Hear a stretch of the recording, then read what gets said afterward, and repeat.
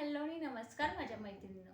माझा जुना एक व्हिडिओ घरगुती व्यवसाय कोणते सुरू करावेत, गृहिणींना सुवर्ण संधी याविषयीचा जो व्हिडिओ होता त्यावरती तुम्ही भरपूर कमेंट केलात आणि भरपूर प्रतिसादही दिलात. त्याच्याच आधारे मी हा व्हिडिओ बनवलेला आहे. आता पावसाळ्याचे दिवस आहेत, बऱ्याच गृहिणी घरी असतात आणि कंटाळाही येतो की पावसाळ्याचं बाहेर जाताही येत नाही, तर घरी बसून करायचं काय. मुलंही शाळेला गेलेली असतात. अशा वेळी तुम्हाला एक सुवर्ण संधी आलेली आहे आणि याच पावसाळ्यामध्ये आपल्याकडे भरपूर सणवार असतात. या सणवाराच्या दिवशी लागणाऱ्या वस्तूंचा तुम्ही घरगुती उपयोग म्हणजे घरगुती बनवून त्या सेलही करू शकता. यामध्ये रक्षाबंधन सणाला तुम्ही राख्या घरी बनवल्यात मिशोवरून किंवा कोणत्याही इतर होलसेल दुकानातून तुम्ही त्याचे साहित्य ऑर्डर केलेत आणि त्या राख्याची गुंफण जर घरी केली तर वेगवेगळ्या पद्धतीने आणि एखाद्या दुकानामध्ये होलसेल विकल्या तर त्याचाही तुम्हाला भरपूर फायदा होऊ शकतो आणि तुमच्या कलाकुसरीला एक वेगळा अनुभवही येऊन जाऊ शकतो आणि त्यातूनच आपण नवीन नवीन गोष्टी शिकत असतो. एखाद्या मैत्रिणीला वेगवेगळी क्रिएटिव्हिटी करण्याची आवड असेल तर या राख्यामध्ये तुम्ही करून वेगळी म्हणजे विकत ज्या राख्या मिळतात त्याच्यापेक्षा वेगळं काहीतरी तुम्ही केलं तर खूप फायदाही होऊ शकतो. त्यानंतर गणपतीच्या सणामध्ये आपल्याला भरपूर खरेदी करावी लागते. गणपतीचे पडदे म्हणा किंवा गणपतीचे आसन म्हणा, चौरंगावरती जे आसन असतं तर ते तुम्ही घरच्या घरी बनवू शकता. त्यासाठी काय करायचं, बाजारपेठेमधून जे वेलवेटचे जे ब्लाऊज पीस असतात किंवा धागा असतो, पूर्ण असा जो तागा असतो तो घेऊ शकता आणि त्यावरती लेस तुम्ही गोल्डन कलरची लेस कुठल्याही ह्याच्यावरती उठून दिसते, रेड असू दे, ऑरेंज असू दे किंवा ब्ल्यू असू दे. ज्यावेळी तुम्ही एखादं वेलवेटचं कापड घेता त्याला चौरंगावरती पूर्ण अशी लेस लावून घ्यायची आहे. खूप सुंदर दिसतं हे चौरंगाचं, कारण सध्या तर 150 ते 200 रुपयेमध्ये हे चौरंगाचं वेलवेटचं कापड विकलं जातं किंवा ते आसन विकलं जातं. तर तुम्ही घरच्या घरीही ते बनवू शकता आणि त्याचा खर्चही इतका जास्त येत नाही आणि लेस तुम्हाला कुठेही बाजारपेठेमध्ये कमीमध्ये किंवा मिशोवरती वगैरे मिळून जाईल. ती तुम्ही खरेदी करून त्याच पद्धतीने तुम्ही पूर्ण चौरंगाच्या त्या कापडाला लावू शकता. छोटंही आसन बनवू शकता, मोठं आसन बनवू शकता. त्याचप्रमाणे त्याच्यापासून तुम्हाला फेटाही बनवता येतो.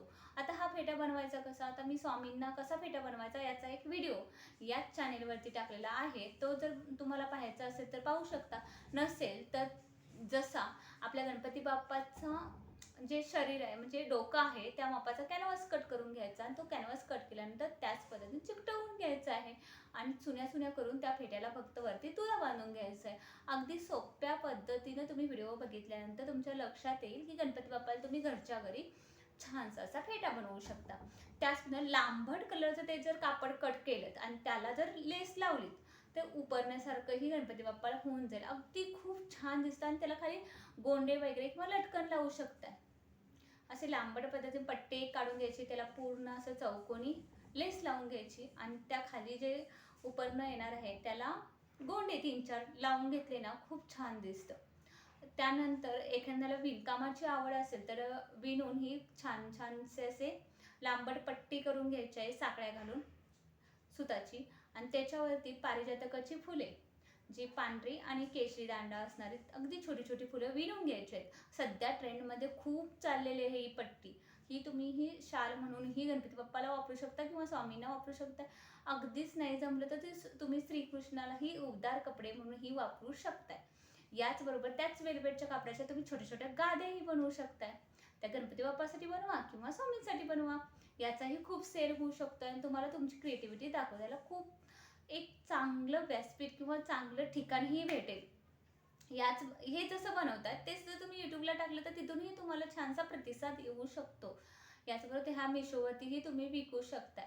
आता ह्या गाद्या बनवायच्या कशा, आधी आयताकृती कापड काढून तुम्ही ते लेस बांधून घ्यायचे आहे. अगदी सोप्या आहेत गाद्या बनवायला किंवा लोढे बनवायला, अगदी म्हणजे अगदी सोप्या आहेत.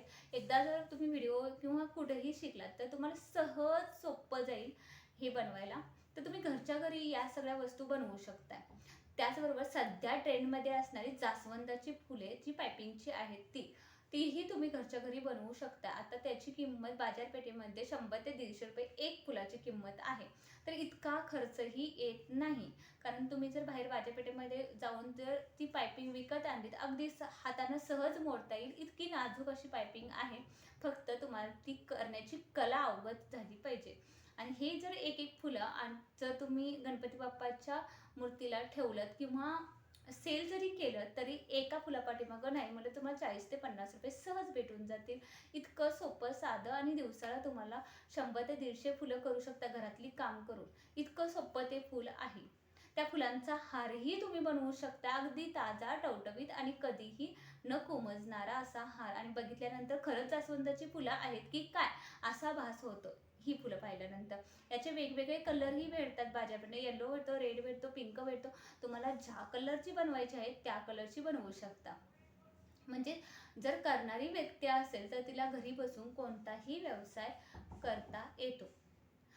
त्याचबरोबर तुम्हाला जर गणपतीमध्ये डेकोरेशन करायची आवड असेल तर त्या डेकोरेशनचे साहित्यही जे मिळतं त्याचेही वेगवेगळे फ्लावर्स बनवू शकता.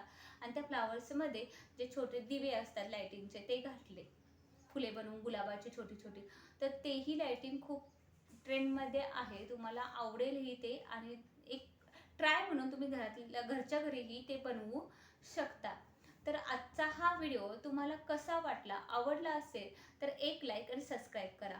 कारण घरच्या घरी कशा पद्धतीने आपण अर्निंग सुरू करू शकतो याचे छोटे छोटे व्हिडिओ घेऊन मी तुमच्यासमोर येत राहीन. मागच्या व्हिडिओला जसा प्रतिसाद दिला त्याच पद्धतीने या व्हिडिओला दिलात तर मला खूप बरं वाटेल. आजचा व्हिडिओ कसा झाला मला कमेंटमध्ये नक्की सांगा.